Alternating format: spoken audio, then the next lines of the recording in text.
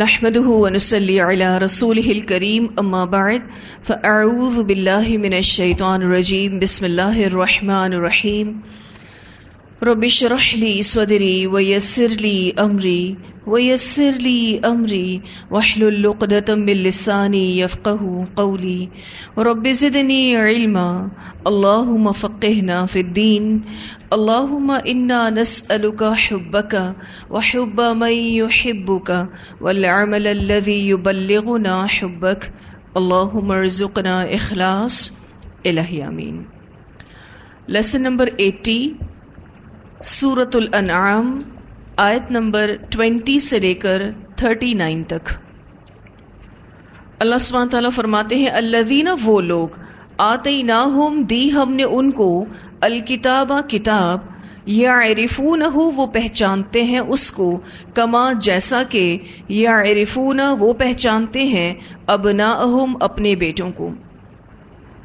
اللہ تعالیٰ اہل کتاب کے بارے میں فرماتے ہیں کہ یہ لوگ رسول اللہ صلی اللہ علیہ وسلم کو ایسے پہچانتے ہیں جیسا کہ اپنی اولاد کو کوئی پہچانتا ہے۔ اب یہاں پر جو یہ الفاظ ہیں یعرفونہ کما یعرفون ابناءہم، یہ الفاظ عرب میں بطور محاورہ بولے جاتے ہیں کہ ہم اس کو ایسے جانتے ہیں جیسے کہ اپنی اولاد کو، یعنی کسی چیز کے متعلق پختہ یقین ہوتا تو کہتے کہ وہ اسے ایسے پہچانتا ہے جیسے اپنے بیٹے کو۔ جیسے ایک باپ اپنے بیٹے کو بہت سے بچوں میں پہچان لیتا ہے، بالکل اسی طرح سے اہل کتاب اپنی کتاب میں موجود نشانیوں کے مطابق رسول اللہ صلی اللہ علیہ وسلم کو پہچان چکے تھے کہ وہ سچے نبی ہیں جس کی بشارت ہماری کتاب میں ہے۔ یہ سب کچھ جانتے ہوئے بھی رسول اللہ صلی اللہ علیہ وسلم کا انکار کر رہے تھے۔ وہ اتنا اچھا رسول اللہ صلی اللہ علیہ وسلم کو کیسے پہچانتے تھے؟ وہ اس لیے کہ تمام انبیاء نے نبی اکرم صلی اللہ علیہ وسلم کی صفات، ان کا ملک، ان کا دار الحجرہ، یعنی جہاں آپ صلی اللہ علیہ وسلم ہجرت کر کر جانے والے تھے، اور ان کی امت کے اوصاف بیان کیے ہیں۔ تمام انبیاء نے یہ ڈیٹیلز اپنی قوم کو دی کہ رسول اللہ صلی اللہ علیہ وسلم کی کیا صفات ہیں، آپ صلی اللہ علیہ وسلم کس ملک میں آئیں گے، آپ کس جگہ ہجرت کریں گے، اور آپ کی امت کے اوصاف کیا ہوں گے۔ لیکن وہ اتنا کچھ جاننے کے باوجود بھی رسول اللہ صلی اللہ علیہ وسلم کا انکار کر گئے۔ اللہ تعالیٰ فرماتے ہیں الذین، وہ لوگ، خسروا، جنہوں نے نقصان میں ڈالا، خسارے میں ڈالا، انفسہم، اپنے نفسوں کو۔ نبی صلی اللہ علیہ وسلم کے انکار کی وجہ سے یہ خسارے میں مبتلا ہوئے۔ ان تمام نشانیوں کے باوجود رسول اللہ صلی اللہ علیہ وسلم کی نبوت کو تسلیم نہ کرنا ان کے لیے بہت بڑا خسارہ ہے۔ سوال یہ پیدا ہوتا ہے کہ اتنا کچھ جاننے کے باوجود بھی کیوں انکار کر گئے؟ وجہ قومی عصبیت ہے۔ اسی طرح اپنی سرداریوں اور عہدوں کے ختم ہونے کے ڈر سے بھی انہوں نے نبی اکرم صلی اللہ علیہ وسلم کو قبول نہیں کیا۔ پھر اسی طرح سے حسد اور بغض کی وجہ سے بھی انہوں نے نبی اکرم صلی اللہ علیہ وسلم کو قبول نہیں کیا۔ تو اللہ تعالیٰ فرماتے ہیں یہ لوگ آپ صلی اللہ علیہ وسلم کو نہ مان کر، ان پر ایمان نہ لا کر اپنا نقصان کر رہے ہیں۔ یہ قومی عصبیت میں مبتلا ہیں، یہ اپنی سرداریوں کو اور عہدوں کو چھوڑنا نہیں چاہتے۔ ان کو رسول اللہ صلی اللہ علیہ وسلم سے حسد ہے، بغض ہے۔ اللہ تعالیٰ فرماتے ہیں فَهُمْ لَا يُؤْمِنُونَ، تو وہ نہیں ایمان لائیں گے، یہ ایمان نہیں لائیں گے۔ اور ان کا ایمان نہ لانا اس بات کی دلیل نہیں ہے کہ رسول اللہ صلی اللہ علیہ وسلم نبی نہیں، یہ ایمان لانا ہی نہیں چاہتے، حالانکہ یہ نبی اکرم صلی اللہ علیہ وسلم کو بہت اچھے سے پہچانتے ہیں۔ عبداللہ بن سلام رضی اللہ تعالیٰ عنہ نے، جو کہ مسلمان ہونے سے پہلے یہود علماء میں سے تھے، انہوں نے تصدیق کی کہ ہمیں اپنی اولاد میں تو شک ہو سکتا ہے، لیکن آپ صلی اللہ علیہ وسلم کی نشانیوں پر ہم سب کو یقین ہے کہ یہ اللہ تعالیٰ کی طرف سے بیان کردہ اوصاف ہیں۔ عبداللہ بن سلام، جن کو آپ سب جانتے ہیں، مسلمان ہونے سے پہلے یہودی عالم تھے، انہوں نے کہا کہ ہمیں اپنی اولاد میں تو شک ہو سکتا ہے، لیکن ہمیں رسول اللہ صلی اللہ علیہ وسلم کو پہچاننے میں شک نہیں ہو سکتا، کیونکہ اتنی کلیئر انفارمیشن نبی اکرم صلی اللہ علیہ وسلم کی ہماری کتابوں میں موجود ہے، ہم اس کا انکار کر ہی نہیں سکتے۔ تو اللہ تعالیٰ کہتے ہیں یہ اتنا کچھ جاننے کے باوجود بھی جب نبی اکرم صلی اللہ علیہ وسلم پر ایمان نہیں لائے تو یہ خسارے میں مبتلا ہوئے۔ آج اگر مسلمان یہ سوچتا ہے کہ میں تو اس آیت میں نہیں آتا کیونکہ میں رسول اللہ صلی اللہ علیہ وسلم پر ایمان لایا ہوں، تو جو بھی نبی اکرم صلی اللہ علیہ وسلم لائے یعنی قرآن اور سنہ، جو بھی قرآن اور سنہ کا انکار کرے گا یعنی اس کو عمل میں نہیں لائے گا تو وہ بھی انہی میں شامل ہیں، وہ بھی نقصان میں ہیں۔ کیونکہ ایک وہ لوگ ہوتے ہیں جو مکمل طور پر انکار کرتے ہیں، مان کر ہی نہیں دیتے، لیکن ایک وہ لوگ ہوتے ہیں جو ایمان تو لے آتے ہیں لیکن عمل نہیں کرتے۔ اللہ تعالی ہمیں ان لوگوں میں ہونے سے بچائے کہ جو رسول اللہ صلی اللہ علیہ وسلم کو تو مان گئے لیکن آپ صلی اللہ علیہ وسلم کی تعلیمات کو نہیں مانتے۔ پھر آگے اللہ سبحانہ تعالیٰ فرماتے ہیں وَمَنْ أَظْلَمُ، اور کون زیادہ بڑا ظالم ہے، ممن افترا، اس شخص سے جو گھڑ لے، علی اللہ، اللہ پر، کذباً، جھوٹ۔ اس شخص سے بڑا ظالم کوئی ہو ہی نہیں سکتا جو اللہ پر جھوٹ باندھے۔ اللہ پر جھوٹ باندھنے سے مراد یہ ہے کہ اللہ کی اولاد قرار دینا یا پھر کوئی اور طرح کا شرک کرنا، ہر طرح کا شرک اللہ پر جھوٹ باندھنا ہے۔ مثلا یہ عقیدہ رکھنا کہ اللہ نے اپنی کائنات کا کچھ کنٹرول اوروں کو بھی دے رکھا ہے، وہ حاجت روائی کرتے ہیں اور وہ مشکل کشائی کرتے ہیں، اور یہ عقیدہ رکھنا کہ قیامت کے دن یہ ہستیاں سفارش کریں گی، تو یہ شرک اللہ پر جھوٹ باندھنا ہے۔ پھر اسی طرح سے حرام کو حلال اور حلال کو حرام قرار دینا، یہ بھی اللہ پر جھوٹ باندھنا ہے۔ پھر اسی طرح سے نبوت کا جھوٹا دعویٰ کرنا اللہ پر جھوٹ باندھنا ہے، یعنی کوئی شخص اپنے آپ کو نبی کہے حالانکہ وہ ہو نہ، تو یہ اللہ پر جھوٹ باندھنا ہے۔ رسول اللہ صلی اللہ علیہ وسلم نے فرمایا 30 جھوٹے نبی ہوں گے، ہر ایک دعویٰ کرے گا کہ میں نبی ہوں، مگر وہ ہوگا نہیں۔ اسے مسلم نے روایت کیا ہے۔ تو اللہ تعالیٰ فرماتے ہیں اس شخص سے بڑا ظالم کون ہو سکتا ہے جو اللہ پر جھوٹ باندھے، او یا کذبا، جھٹلائے، بآیاتہ، اس کی آیات کو۔ اللہ کی آیات سے مراد یہاں پر رسولوں کی آمد ہے، اللہ کی کتابیں مراد ہیں، اسی طرح سے احکام الہی، پھر اس میں شرعی آیات بھی آ جاتی ہیں اور کونی آیات بھی آ جاتی ہیں۔ اور اگر انسان اپنی تخلیق پر غور کرے تو وہ بھی کائنات اصغر ہے۔ تو اللہ کی آیات سے مراد یہاں پر رسولوں کی آمد، اللہ کی کتابیں، پھر اسی طرح سے احکام الہی، تمام آیات شرعی اور تمام آیات کونی۔ کونی کا لفظ کائنات سے نکلا ہے۔ کائنات میں جتنی نشانیاں اللہ تعالیٰ نے پھیلا کے رکھی ہیں جس سے ہم اللہ کو پہچان سکتے ہیں،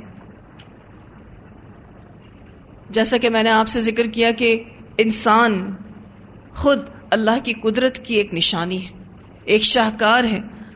اگر ہم اپنی تخلیق پر بھی غور کر لیں تو ہم اللہ کو پہچان سکتے ہیں. تو اللہ تعالیٰ فرماتے ہیں او کذب بآیاتی، یا جھٹلائے اس کی آیات کو. یعنی یہ شخص بھی سب سے بڑا ظالم ہے جو اللہ کی آیتوں کو جھٹلاتا ہے. پھر اس سے مراد اللہ کے بندوں پر بھی جھوٹ باندھنا ہے. دیکھیں اللہ کے کچھ خاص بندے ہوتے ہیں جیسا کہ انبیاء، صحابہ کرام، اسی طرح سے علماء. اگر کوئی رسولوں پر جھوٹ باندھے، اگر کوئی صحابہ کرام پر جھوٹ باندھے یا علماء پر جھوٹ باندھے تو ایسا شخص بھی بہت بڑا ظالم ہے. پھر عام بندوں پر بھی جھوٹ باندھنا، جھوٹی تہمت لگانا، تو ایسا شخص بھی بہت بڑا ظالم ہے. اور ہم سب یہ جانتے ہیں کہ رسول اللہ صلی اللہ علیہ وسلم پر لوگ جھوٹ باندھا کرتے تھے. آپ صلی اللہ علیہ وسلم نے فرمایا کہ وہ شخص جو مجھ پر جھوٹ باندھے وہ اپنا ٹھکانہ جہنم میں بنا لے.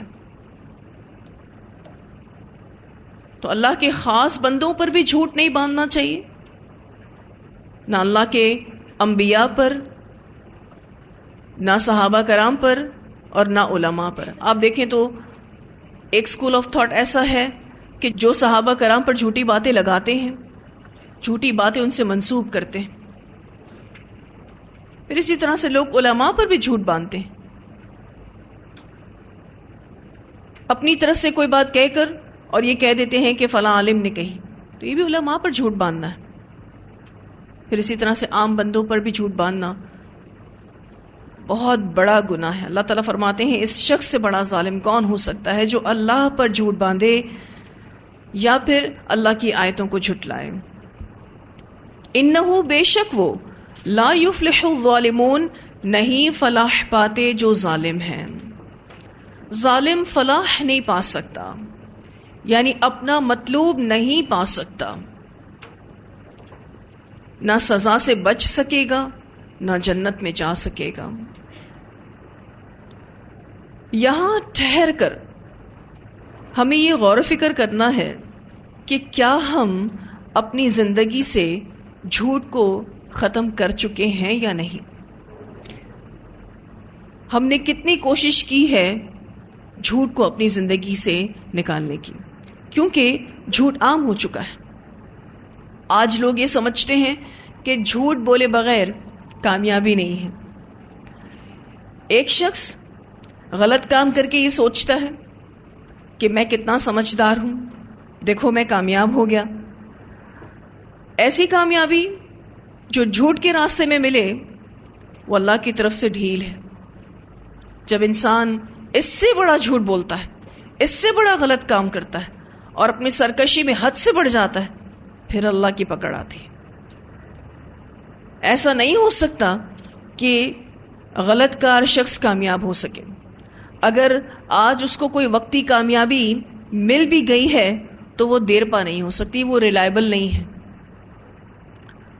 جھوٹ کھل کر رہے گا کیونکہ جھوٹ کبھی سروائیو کر ہی نہیں سکتا. یہ بات ہم سب نے سن رکھی ہے کہ جھوٹ کے پیر نہیں ہوتے. اور مومن یہ کبھی نہیں کہہ سکتا کہ جھوٹ میں فائدہ ہے. دیکھیں ایک ہوتی ہے عقل عیار اور ایک ہوتی ہے عقل رشد. عقل عیار سمجھتے دھوکہ دینے والی عقل. عقل عیار یہ بتاتی ہے کہ جھوٹ میں فائدہ ہے، لیکن عقل رشد یہ بتاتی ہے کہ جھوٹ ہے، اس میں نقصان ہے. جھوٹ باعث ندامت اور رسوائی ہے. ہم نے سورۃ المائدہ کے آخر میں پڑھا تھا کہ قیامت کے دن جو چیز کام آنے والی ہے وہ سچائی ہے. اس آیت کے آخر میں بھی اللہ تعالیٰ فرماتے ہیں کہ جھوٹ باندھنے والے کبھی فلاح نہیں پا سکتے. جب بعض دفعہ ہم لوگوں کی جھوٹ سے حاصل کی ہوئی کامیابی پر دل چھوٹا کر بیٹھتے ہیں، ہم کہتے ہیں دیکھو کیسے جھوٹ بول کے کامیاب ہو گیا، اور ہم سچ بول کر نقصان اٹھا گئے. پھر اس وقت ہم اپنے آپ سے کہتے ہیں کہ اگر ہم جھوٹ بول دیتے تو کیا ہو جاتا؟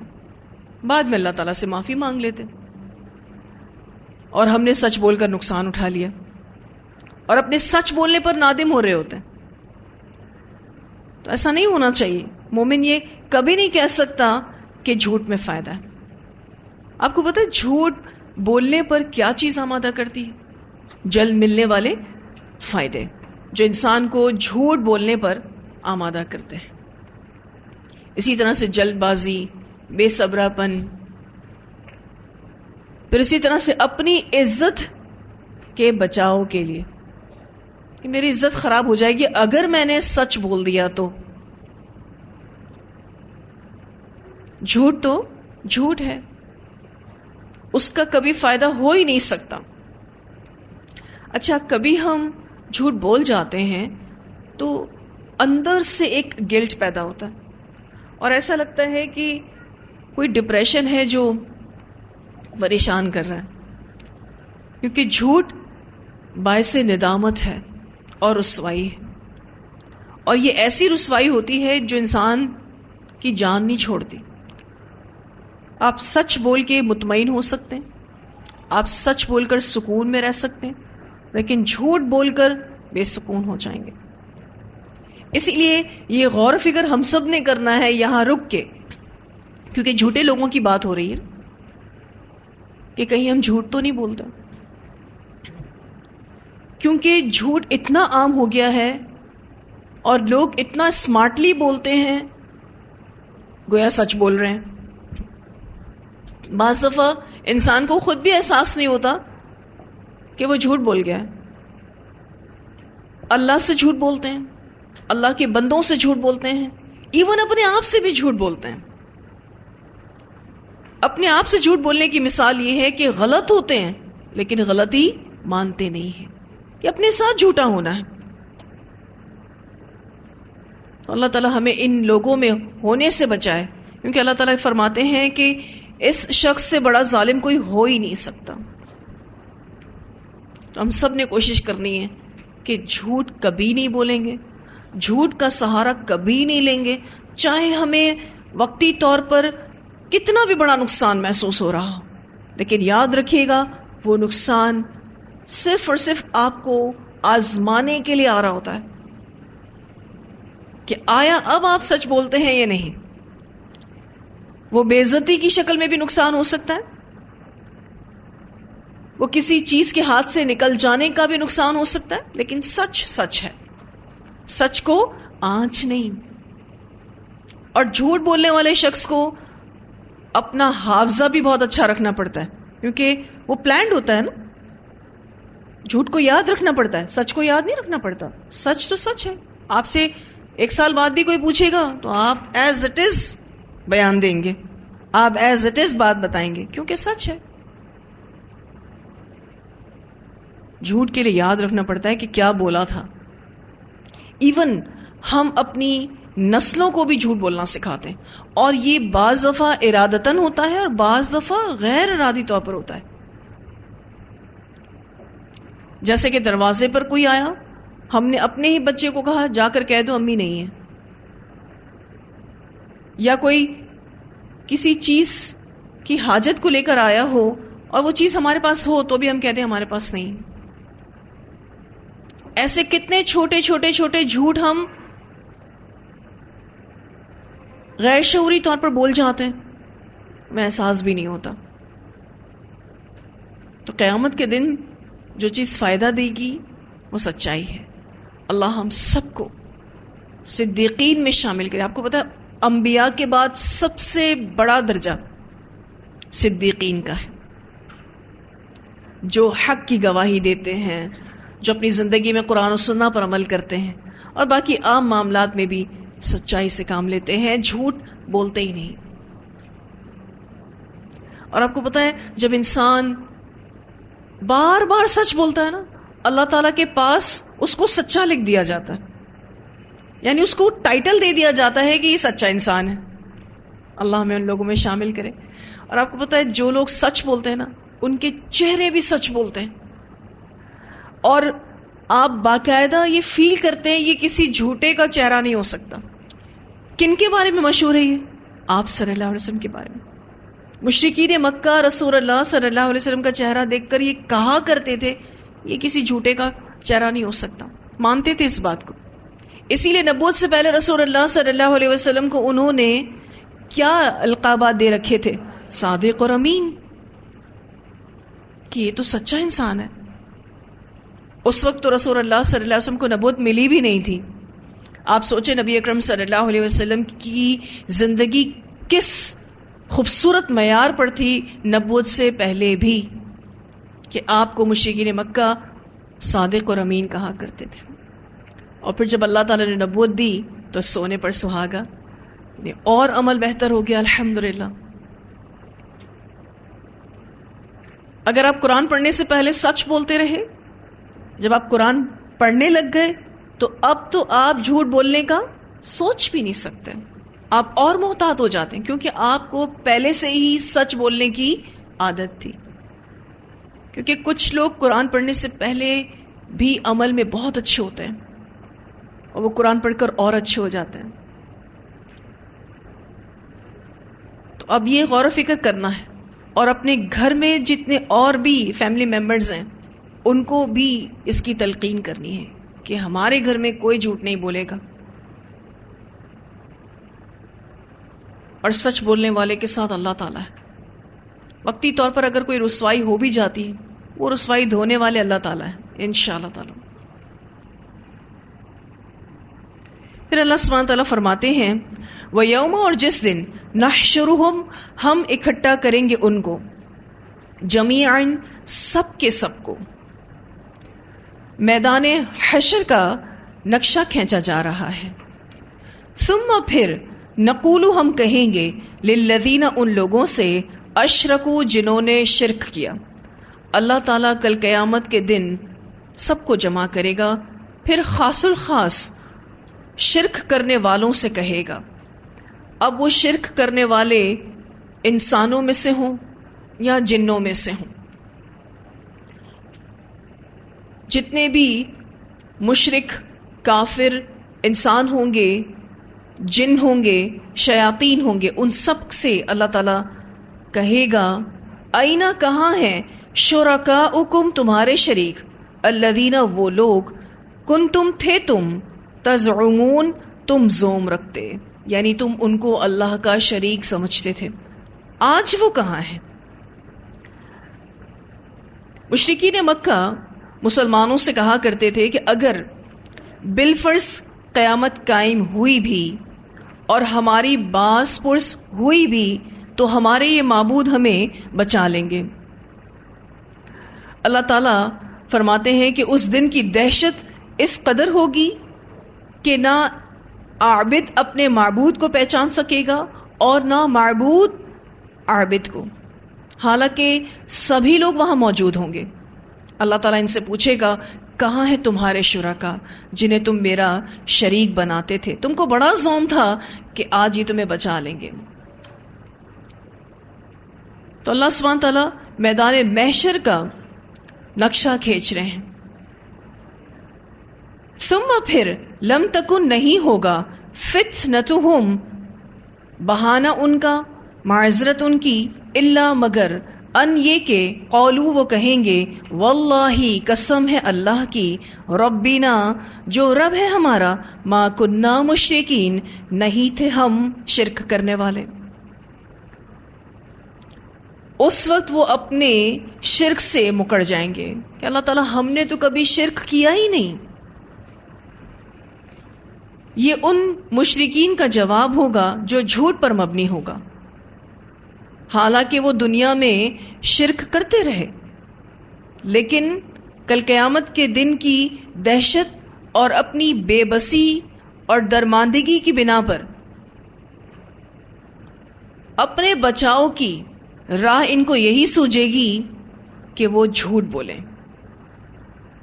وہ اللہ تعالیٰ کو جھوٹ بول کر منانے کی کوشش کریں گے، یا پھر ان کو یاد ہی نہیں رہے گا کہ وہ دنیا میں کس کو پوچھتے تھے اور کس کس قسم کا شرک کیا کرتے تھے.